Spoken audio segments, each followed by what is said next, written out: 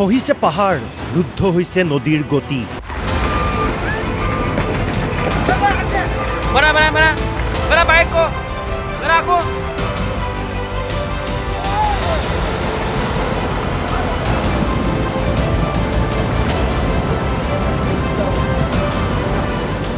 অৰুণাচলৰ পাহাৰৰ পৰা নামিছে ঢল, উটি গৈছে ঘৰ দুৱাৰ, বুৰ গৈছে গাঁওবোৰ।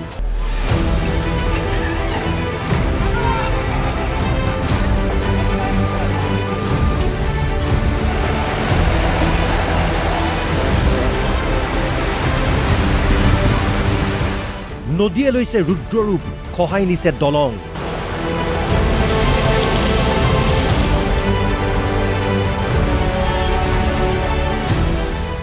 গোগামুখৰ পৰা জোনাইলৈ ধেমাজি জিলাত মহাপ্ৰলয়।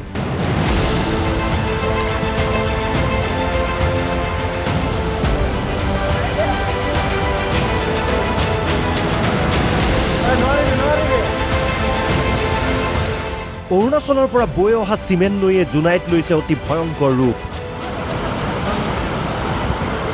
কোবাল সোঁতত উটি যায় 4জনকৈ লোক। 3জনক জীৱন্ত উদ্ধাৰ কৰা হয় যদিও এজন এতিয়াও সন্ধানহীন।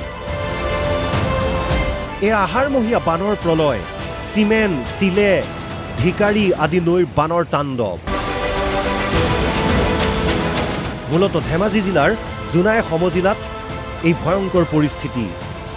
গাঁওবোৰ বুৰ গৈছে, পানীয়ে ঘৰৰ ছাল চুইছেগৈ। মুধচু চুও অৱস্থা, ওখ চাংঘৰো বুৰ গৈছে বানত।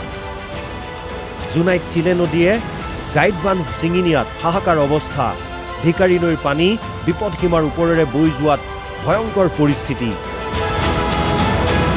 নদীকাষৰীয়া বহু গাঁও প্লাবিত হৈছে বানত। ঘৰৰ বয় বস্তু লৈ ওখ ঠাইত আশ্ৰয় ল'বলৈ ঢপলিয়াইছে বানাক্ৰান্তই। পোহনীয়া পশু পক্ষী বুকুত সামৰি নিৰাপদ আশ্ৰয়ৰ সন্ধানত ওলাইছে ভুক্তভোগী।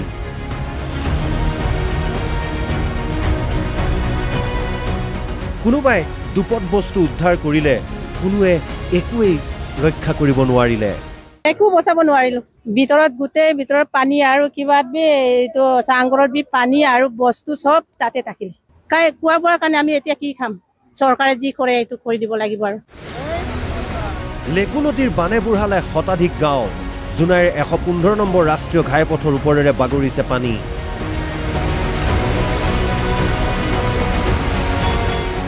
বিপদসংকুলভাৱে ঘাইপথত আগবাঢ়িছে যান বাহন।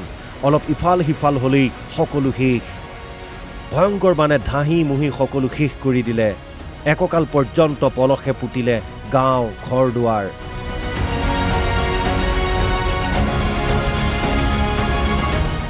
অৱস্থা অতি বিপদজনক।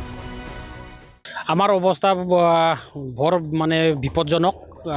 যিহেতু যোৱা ৰাতি আমাৰ ইয়াত এইটো মালভোগ গাঁৱৰ এটা বান এটা আছিলে। এইটো বানটো ছিগাৰ পাছতহে আমাৰ অলপ উশাহটো আমি ল'ব পাৰিছোঁ, কাৰণ আমি গোটেই ৰাতিটো নুশুলোঁ। আমাৰো ঘৰ চাংঘৰে বনাইছোঁ, বহুত ওখকৈ বনাইছিলোঁ, ডুবিম।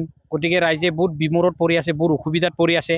এতিয়াও আমাৰ ঘৰকেইটাত পলসে এক হাতলৈকে আছে। গতিকে ভাত বনাবলৈ জাগা নাই। এই খাটিয়াৰ ওপৰত খাটিয়া কৰি যোৱা ৰাতি যেনে তেনে মানুহকেইটাই অতিবাহিত কৰিলে। সকলোবোৰ কৃষিজীৱী লোক। গৰু মহ আৰু পথাৰখনেই জীৱন আৰু জীৱিকাৰ সম্বল। এতিয়া কলৈ যাব, কি কৰিব, দিশহাৰা সকলো। বানপানীটো আহিলে, এতিয়া বানপানীৰ পাছত এতিয়া আমাৰ কি হ'ল, গৰু ম'হ ৰাখিবলৈ আমাৰ ঠাই নাইকিয়া হৈছে। ৰাস্তাত ৰাখিবলৈ এতিয়া তিৰপাল নাই, টাৰপলিন নাই। গতিকে বৰষুণ পৰিলে বহুত অসুবিধা হৈছে।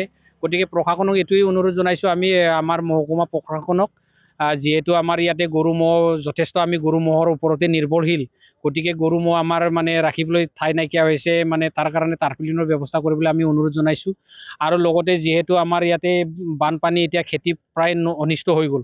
তাৰ বিহিত ব্যৱস্থা আমি প্ৰশাসনক লৈ পেলাই আমাক ৰাইজক দিহা পৰামৰ্শ দি আমাক সহায় কৰিবলৈ আমি প্ৰশাসনক অনুৰোধ জনাইছোঁ।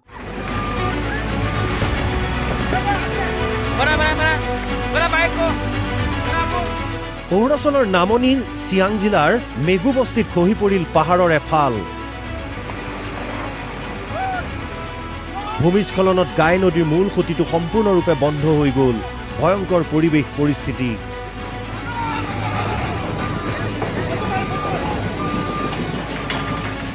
গাই নদীৰ দুয়োপাৰৰ ৰাইজক সজাগ হৈ থাকিবলৈ সতৰ্কবাণী প্ৰশাসনৰ सिलापत्थर लिखावली और आलो और दापोरिजो में जो रास्ता जाता है ना तो ये रास्ता पूरा पहाड़ टूट चुका है तो ये पहाड़ टूटने का वजह से ये जो है ना पूरा नदी को ब्लॉक कर दिया है ये लिखावली नदी को तो अभी जो लिखावली एरिया पे जो भी है ये बहुत पानी बढ़ चुका है एक भी पानी यहाँ से नहीं जा रहा है तो अभी टाउन के लिए बहुत रिस्क देखिए इतना बड़ा पहाड़ जो है ना ये पहाड़ जो है गिर गया है तो नदी जो डायरेक्ट ब्लॉक हो गया तो अभी फ्लड आने का बहुत चांसेस है और बरसात भी हो रहा है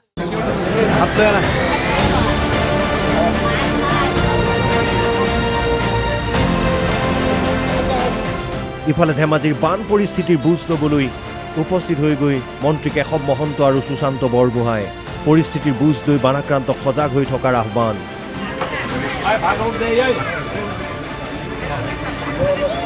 সকলো প্ৰকাৰে সহায় কৰিবলৈ চৰকাৰ সাজু বুলি মন্তব্য সুশান্ত বৰগোহাঁইৰ এই বিষয়টোলৈ যোৱাকালিৰ পৰা কাম আৰম্ভ কৰিছে তাত আৰ্মিয়ে এতিয়া সেই গাই নদী মুখখন অকণমান ক্লিয়াৰ কৰিছে আৰু আমাৰ ইয়াত তেনেধৰণে আমি ভাবিছিলোঁ ডাউন ষ্ট্ৰীমত বহুতখিনি হ'ব বুলি আমি সষ্টম হৈ আছোঁ যিকোনো বিপদৰ পৰা আজি ৰাইজক যাতে উদ্ধাৰ কৰিব পাৰোঁ আমি দুইজন মন্ত্ৰী বিধায়ক সাংসদৰ পৰা আৰম্ভ কৰি আমাৰ প্ৰশান্ত ফুকন ডাঙৰীয়া আহিছে সকলোৱে মিলি আমি ৰাইজক সহায় কৰিবলৈ আমি আহিছোঁ আৰু আমি সকলো সষ্টম হৈ আহিছোঁ ইফালে কুমতীয়া জীয়াঢল আদি নদীৰ বাঢ়নি পানীয়ে বুঢ়াই পেলাইছে 22 নম্বৰ ৰাজ্যিক ঘাইপথ যাৰ বাবে গোগামুখ ঢকুৱাখনাৰ মাজত যোগাযোগ বিচ্ছিন্ন হৈ পৰাৰ উপক্ৰম হৈছে এইদৰে এতিয়া উত্তৰ অসমত বিশেষকৈ ধেমাজি জিলাত বানে লৈছে অতি ভয়ংকৰ ৰূপ বানাক্ৰান্তক উদ্ধাৰ কৰিবলৈ নামি পৰিছে প্ৰশাসন তথা NDRF আৰু সেনা বাহিনী ব্যুৰো ৰিপৰ্ট অসম লাইভ 24